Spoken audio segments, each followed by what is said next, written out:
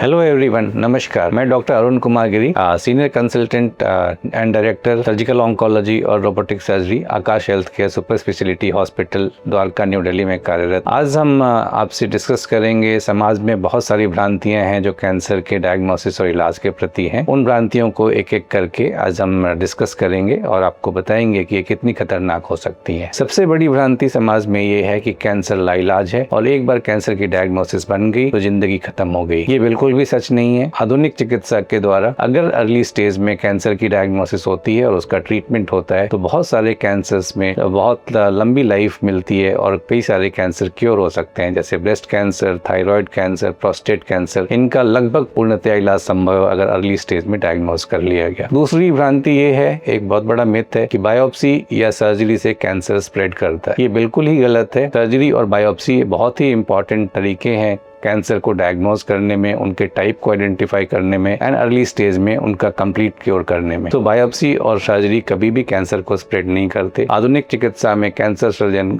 ये ध्यान रखते हैं, ये ख्याल रखते हैं कि कैंसर के जितने सेल्स हैं प्राइमरी साइट में और लिम्फ नोड्स में, उनको सबको रिमूव करते हैं बिना स्प्रेड किए हुए। एक और भ्रांति ये है कि चीनी कम खाने से कैंसर क्योर हो सकता है। ये बिल्कुल ही गलत है। शुगर हमारे बॉडी की रिक्वायरमेंट है, हमारे सेल्स शुगर को कंज्यूम करते हैं। कैंसर सेल्स शुगर को ज़्यादा कंज्यूम करते हैं। इसका मतलब ये नहीं कि अगर शुगर को हम खाना बंद कर दें तो कैंसर सेल्स मर जाएंगे। ये बहुत ही बड़ा मिथ है। तीसरा जो एक भ्रांति ये है कि अल्टरनेटिव ट्रीटमेंट यानी आयुर्वेदिक या किसी और तरीके से कैंसर का इलाज किया जा सकता है। ये बहुत खतरनाक हो सकता है। इनके भरोसे आप स्टैंडर्ड ट्रीटमेंट को आप नेगेट न करें, उनको जरूर लें। ये alternative treatment some time cancer के पेन और स्ट्रेस को रिड्यूस करने में हेल्प कर सकते हैं, लेकिन ये कभी भी सब्स्टिट्यूट नहीं होते स्टैंडर्ड ऑफ केयर को। इसके अलावा एक और मिथ ये है कि अगर फैमिली में किसी को कैंसर नहीं है तो मुझे भी कैंसर नहीं होगा। ये गलत है। लगभग 10 से 15% कैंसर्स ऐसे होते हैं जो जेनेटिकली फेमिलियल होते हैं, जो फैमिली के साथ में ट्रेवल करते हैं, पेरेंट्स से बच्चों को मिलते हैं। रेस्ट ऑफ द कैंसर एक लाइफ या एनवायरमेंटल फैक्टर की वजह से होता है। बैड लाइफस्टाइल चॉइसेस या